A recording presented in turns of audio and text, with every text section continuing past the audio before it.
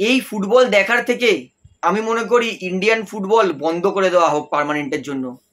কারণ এই যে প্রবলেম, ভারতীয় দল যে গোল করতে পারছে না, জিততে পারছে না, এর সলিউশন এই মুহূর্তে আর খুঁজে পাওয়া যাচ্ছে না। মানে ডিসগাস্টিং থেকেও খারাপ কি কোনো শব্দ আছে ভাই? সেটা ডিসক্রাইব করবে এই ম্যাচটাতে। একজন কেউ ভারতীয় দলের জার্সি পরার যোগ্য নয় যা মনে হচ্ছে। কেউ একজন সিঙ্গেল প্লেয়ার নেই যে ভারতীয় দলের জার্সি পরার যোগ্য। 2022-এ আমরা হংকংকে 4-0 বলে হারিয়েছিলাম, কিন্তু 2025-এ 3 বছর মাত্র আমাদের ফলাফল আমরা উল্টে 1-0 বলে হেরে যাচ্ছি। ডিসগাস্টিং ভাই, আর পারা যাচ্ছে না। এই দলটাকে দেখতেও মানে অসহ্য লাগছে, গা হাত পা মনে হচ্ছে লঙ্কা বাটার মতো জ্বলছে। এইটা কি দেখছি আমরা ভাই? ফুটবল কেউ দৌড়াতে পারে না। একটা পাড়ার বাচ্চা ছেলে যখন ফুটবল খেলে তার মধ্যেও একটা জেদ থাকে যে ভাই আমি গোল করব, কিন্তু ইন্ডিয়ান প্লেয়ারদের মধ্যে কোনো জেদ নেই। 3 কোটি দাম, 2 কোটি দাম, দাম কি করে দিচ্ছে? লাখের প্লেয়ার নাকি সন্দেহ, তারা পাচ্ছে কোটি কোটি টাকা। ভাই ভীষণ হতাশ, ভীষণ।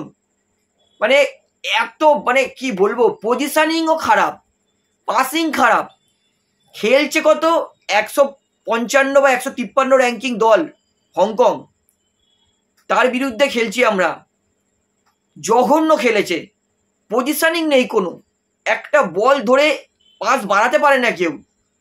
তাহলে আমার দরকার কি এত ভালো ভালো বড় বড় প্লেয়ারকে খেলানোর?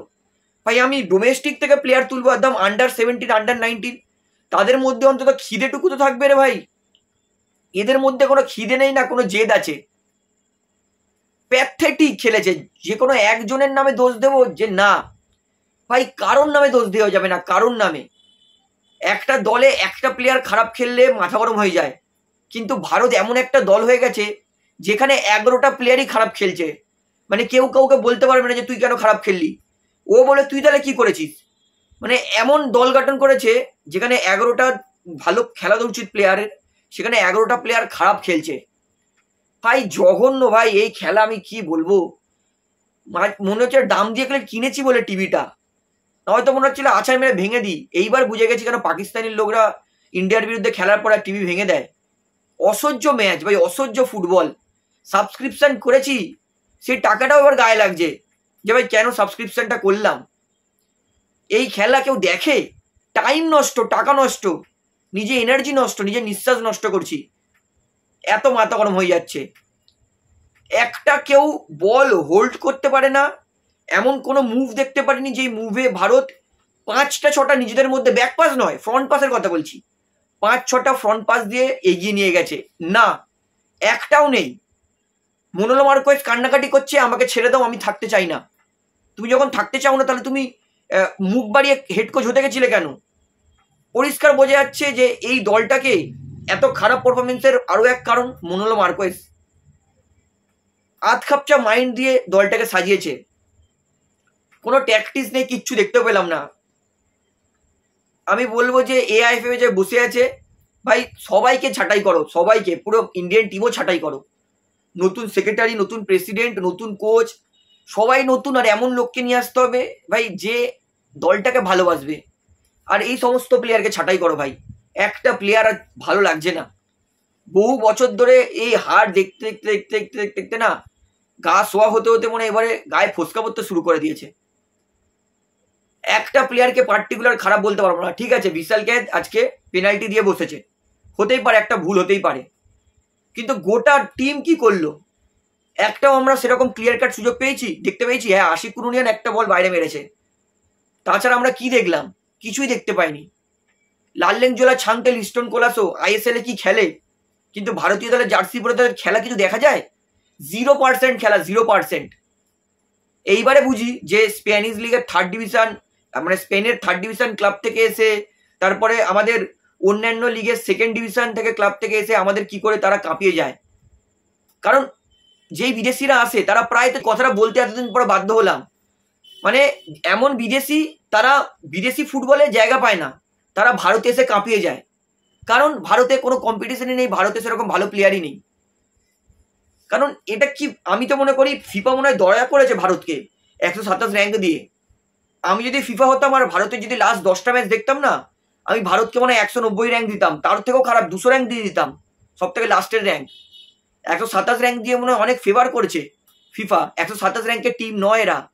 153 র্যাঙ্কিং হংকং এর বিরুদ্ধে 1 গোলে হারলেও খেলার মধ্যে কোনো কিছু দেখতেই পাইনি। এই খেলা দেখার থেকে আমি মনে করি ভাই এর পরের দিন থেকে ইন্ডিয়ার খেলা টিভি বন্ধ করে বসে থাকবো, শুধু বন্ধ টিভি দেখবো, তাও ভালো। একটা কোনো না মানে ডিফেন্স, না কোনো ডিফেন্সিভ মিডফিল্ড, না কোনো উইং অ্যাটাক, না কোনো সেন্ট্রালি অ্যাটাকিং মিডফিল্ডার দিয়ে অ্যাটাক, না কোনো ফরওয়ার্ড স্ট্রাইকার। আমি মনে করি আইএসএল চালু করলে সমস্ত বিদেশিকে হাঁটিয়ে দাও, এই বিদেশি নিয়ম আর রাখাই উচিত নয়। কারণ মেন পজিশনই তো বিদেশি খেলছে। ফুটবলের মেন পজিশন কোনগুলো, তার সমস্ত পজিশনই মেন। সেন্টার ব্যাকে একটা বিদেশি খেলছে, ডিফেন্সিভ মিডফিল্ডে একটা বিদেশি খেলছে, অ্যাটাকিং মিডফিল্ডে একটা বিদেশি খেলছে, সেন্টার ফরওয়ার্ডে একটা বিদেশি খেলছে, মানে মিডিল বরাবরই বিদেশিরা হয়ে আছে। আমাদের ভারতীয় প্লেয়াররা সাইডে যাচ্ছে বলেই ইন্ডিয়ান সুপার লিগে সাইডে খেলছে, আই লিগে সাইডে খেলছে বলেই আর আমাদের ইন্টারন্যাশনাল ম্যাচেও আমাদের প্লেয়ার সাইডে যাচ্ছে। ভাই কি বলবো, ক্লাবগুলোই আমাদের ভারতীয় ফুটবল নষ্ট করে দিচ্ছে বেশিরভাগ। আইএসএল বা আই লিগ যতক্ষণ না বিদেশি সরাবে ততক্ষণ কোনো লাভ হবে বলে আমি মনে করি না।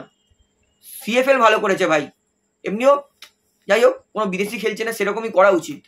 কোনো বিদেশির দরকার নেই ভাই আমাদের। মানে খেলা দেখার পর আমি আর কি বলবো, বিশাল কেদের থেকে ওই মিস্টেকটা আমি কোনোদিন আশাই করিনি। আইএসএল এত কাঁপালো, কিন্তু আজকের যা মিস্টেকটা করলো, পরিষ্কার জাজমেন্ট মিস করলো। এবার আমি কি আর বলবো, যে সব থেকে ভালো বিগত 3 সিজন আইএসএল খেলে আসছে একটা গোলকিপার, সে যদি ফাম্বেল করে দেয়, পুরো গোটা দল, আমি মনে করি আন্ডার-20 টিমটাকে নাও বা আন্ডার-21 টিমটাকে নাও, কিছুদিন আগে যেই বাচ্চাগুলো সাব চ্যাম্পিয়নশিপ জিতলো তাদেরকে নাও, নিয়ে এই সমস্ত প্লেয়ারকে হাঁটাও, তাদেরকে খেলাও, ঠিক আছে। এরা বিগত 5-6 বছর ধরে খেলে 26-27 বছর বয়সে একটা সঠিক জায়গায় চলে যাবে। এদের দ্বারা মানে বর্তমানে যারা ভারতীয় দলে খেলছে কারোর প্রতি আমার ভরসা নেই। পার্টিকুলার কোনো প্লেয়ারকে আমি বলতে চাই না, পুরো গোটা দলকেই খারাপ বলবো। ওভারঅল যদি ম্যাচে আসি, ম্যাচ ডমিনেট করেছে হংকং। পজিশনিং বলে দেবে 61% হংকং, 39% ভারত। 2টো শট পেয়েছিল ক্লিয়ার কাট, দুটোই আশিক রুনিয়ান, একটা তো বাইরে মেরেছে আর একটাও বাইরে মেরেছে।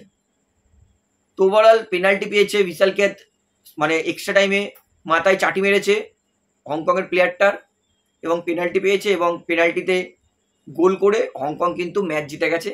অর্থাৎ আমার মনে হয় ওয়ার্ল্ড কাপ কোয়ালিফিকেশন তো আমরা স্বপ্ন দেখছি, এশিয়ান কোয়ালিফিকেশন আমাদের দ্বারা হবে নাকি এটা সব থেকে বড় প্রশ্ন। এর থেকে খারাপ কিছু হতে পারে বলে তো আমি মনে হয় না। এআইএফএফ কেও জবাব দিতে হবে যে এত কেন খারাপ হচ্ছে, কিভাবে কোচ সিলেক্ট করলো, কি করলো।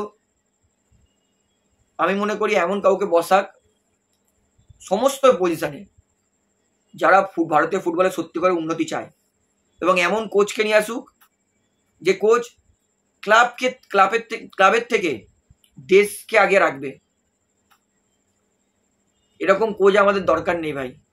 আর এরকম আমাদের লিগও দরকার নেই যেখানে সমস্ত 26টা টোটাল 26টা লিগ আইএসএল আই লিগ মিলে খেলছে, 26টার মধ্যে 26টা দলই বিদেশি স্ট্রাইকার, বিদেশি অ্যাটাকিং মিডফিল্ডার খেলাচ্ছে। এরকম লিগ আমার চাই না। তো যাই হোক, আমি বলবো যে আইএসএল আই লিগ যতক্ষণ না নিয়মে পরিবর্তন হবে, যতক্ষণ না বিদেশি স্ট্রাইকার, বিদেশি অ্যাটাকিং মিডফিল্ডার সরে আমাদের ভারতীয় স্ট্রাইকার, ভারতীয় অ্যাটাকিং মিডফিল্ডার আসবে, ততদিন কিছু পরিবর্তন হবে বলে তো আমি মনে করি না। আরও একবার বলছি, কোনো একটা পার্টিকুলার প্লেয়ারকে কিন্তু আমি খারাপ বলছি না, গোটা দলকে খারাপ বলছি, ইভেন কোচ। তো আমি তো মনে করি পুরো গোটা দল খারাপ খেলেছে বলেই এত জঘন্য ম্যাচ আমরা উপহার পেয়েছি। তো আপনি আর দোষ কাকে দিচ্ছেন সেটা আমাকে অবশ্যই কমেন্টে জানাবেন। তাহলে বন্ধুরা ভিডিওটা এখানে শেষ করছি। আশা করি ভালো লাগলো। তো ভিডিওটি ভালো লাগলে অবশ্যই লাইক করুন, কমেন্ট করুন, শেয়ার করুন, এবং চ্যানেলে নতুন আছেন সকলকে একটা অনুরোধ করে রাখবো, যেহেতু এখানে আপনারা খেলার সমস্ত রকম আপডেটস পেয়ে যাবেন, তারা অবশ্যই পাবলিক ভিউ কলকাতা চ্যানেলটিকে সাবস্ক্রাইব করে বেল আইকন প্রেস করে অল করে রাখবেন। ধন্যবাদ।